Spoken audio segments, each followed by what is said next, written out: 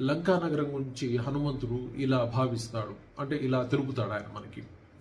ఆ లంకా నగరం పర్వత శిఖరాన్ని ఉండటం వల్ల అది గాలిలో తేలుతున్నట్టుగా ఉంది అని చెప్తాడు. అక్కడ చాలా అందమైన పెద్ద పెద్ద భవంతులు తెల్లని రంగులో ఉన్నాయి. అక్కడ విశాలమైన వీధులు, చాలా పెద్ద వీధులు ఉన్నాయి. అలాగే కొన్ని వందల కొద్ది బురుజులు ఉన్నాయి అక్కడ. అలాగే ఆ లంకా నగరం చుట్టూ రక్షణగా పెట్టబడిన గోడ మొత్తం కూడా బంగారంతో నిర్మించబడి ఉంది. అక్కడ భవనాల పైభాగాలని స్ఫటికాలు మణులతో అలంకరించబడి ఉన్నాయి. అక్కడ ఉన్న అన్ని తలుపులు కూడా బంగారంతో చేయబడి ఉన్నాయి. వీధరుగులన్నీ కూడా మణులు మాణిక్యాలతో అలంకరించబడింది. అది దేవేంద్రుని నగరమైన అమరావతి వలె లంకా నగరం ఉంది అని హనుమంతుడు చెప్తా ఉంటాడు.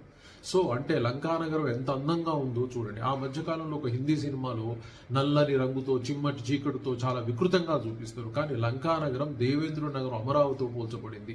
ఇది రామాయణంలో నిజం. Thank you very much.